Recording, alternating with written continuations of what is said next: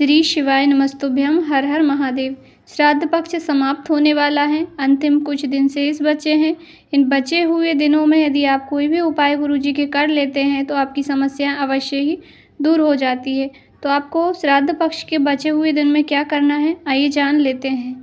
तो सबसे पहले आपको आज की कथा जो गुरुजी की पूर्ण हो गई है, दूसरे दिन की कथा में गुरुजी ने 4 बिल्कुल नए उपायों की जानकारी दी है। आज की वीडियो में हम उन 4 उपायों को भी जानकारी प्राप्त करेंगे। और एक श्राद्ध पक्ष में किसी भी दिन आप यह उपाय कर सकते हैं, चाहे तो आप एकादशी के दिन करें, क्योंकि एकादशी भी विशेष तिथि होती है और कल यानी कि शनिवार को पितृपक्ष की एकादशी तिथि है। तो इस दिन आप एक उपाय ज़रूर से करें। आपको यह उपाय अपने घर में ही करना है, कहीं बाहर आपको नहीं जाना है।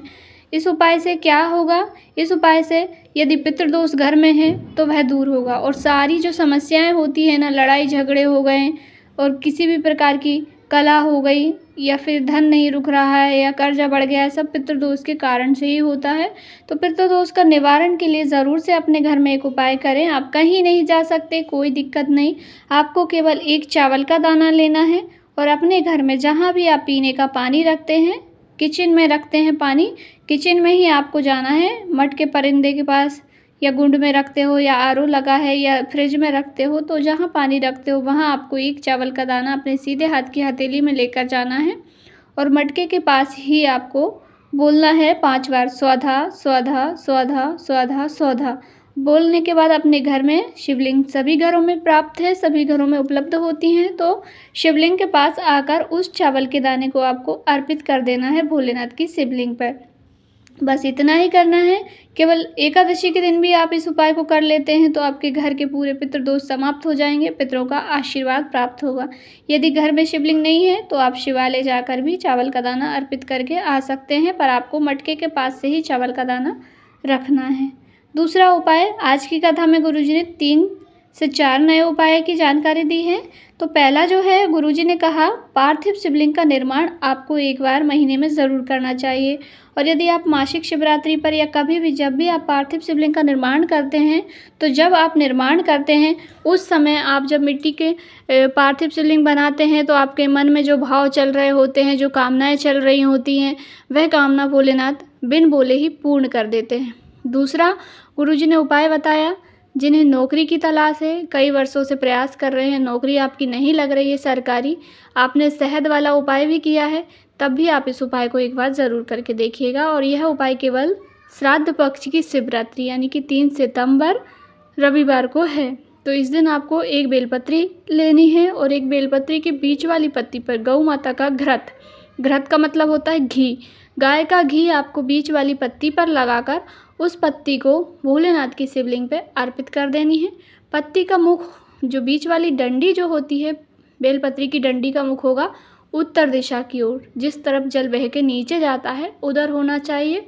बस इतना करने मात्र से नौकरी प्राप्ति आपकी अवश्य ही होगी। अगला उपाय संतान प्राप्ति के लिए है। यदि विवाह के कई वर्ष हो गए हैं पर आपको संतान की प्राप्ति नहीं हुई है, संतान नहीं हुई है, तो यह उपाय आप अवश्य करके देखिएगा। केवल एक बार करने से ही संतान की प्राप्ति आपको ज़रूर होगी। पति करे या पत्नी करे, कोई भी कर सकता है दोनों में से। उपाय के अंतर्गत आपको थोड़ा सा गौ माता का घी लेना है और 1 लोटा जल लेना है। लेकर शिवरात्रि के दिन आपको जाना है भोलेनाथ के मंदिर। मंदिर पहुँच के आपको सबसे पहले घी का लेपन बाबा की शिवलिंग पे कर देना है। लेपन करने के बाद 1 लोटा जल अर्पित कर देना है। थोड़ा सा जल प्राप्त कर लीजिए, जो चढ़ाएंगे आप जल उसी में से आपको जल झेलना है, प्राप्त करना है। आकर के घर में आके पति पत्नी दोनों को उस जल का थोड़ा थोड़ा सा आचमन कर लेना है। बस इतना करने मात्र से संतान की प्राप्ति अवश्य होगी, पर यह उपाय वर्ष में एक बार ही होगा, बस शिवरात्रि के दिन। अगला उपाय है विवाह के लिए। किसी का विवाह नहीं हो रहा है, लड़का हो या लड़की हो, कई वर्षों से विवाह के लिए आप रिश्ते ढूंढ रहे हैं पर नहीं हो रहा, या मनचाहा विवाह चाहते हैं, प्रेम विवाह चाहते हैं, लव मैरिज करना चाहते हैं, तब भी आप इस उपाय को कर सकते हैं। उपाय के लिए आपको थोड़ा सा गौ माता का घी लेना है और लेकर जाना है शिवालय। सबसे पहले आपको घी 1 उंगली से भोलेनाथ की शिवलिंग पे लेपन करना है। लेपन करने के बाद उसी जो आपकी उंगली घी से खबी हुई है, घी लगा हुआ है उंगली में, भीगी हुई है, उसी को माता सुख सुंदरी के स्थान पर बिंदी लगा देनी है। बिंदी लगाओगे तब आपको पीपरी ध्यान से सुनिएगा, पीपरी नाम स्मरण करना है। बस मात्र इतना करने भर से ही विवाह संबंध अवश्य होगा। अपने विवाह की कामना कर लीजिए, जिस प्रकार का आपको रिश्ता चाहिए। गुरुजी ने कहा आप इस श्राद्ध की शिवरात्रि पर यह उपाय करेंगे, यकीन मानिए अगली साल जब श्राद्ध आएगा साल भर बाद, तब तक आपकी शादी हो चुकी होगी और आप अपनी धर्मपत्नी के साथ भोलेनाथ की आराधना कर रहे हैं। यदि लड़की उपाय कर रही है तो अपने पति के साथ भोलेनाथ की आराधना कर रही है। तो यह उपाय बहुत ही विशेष है।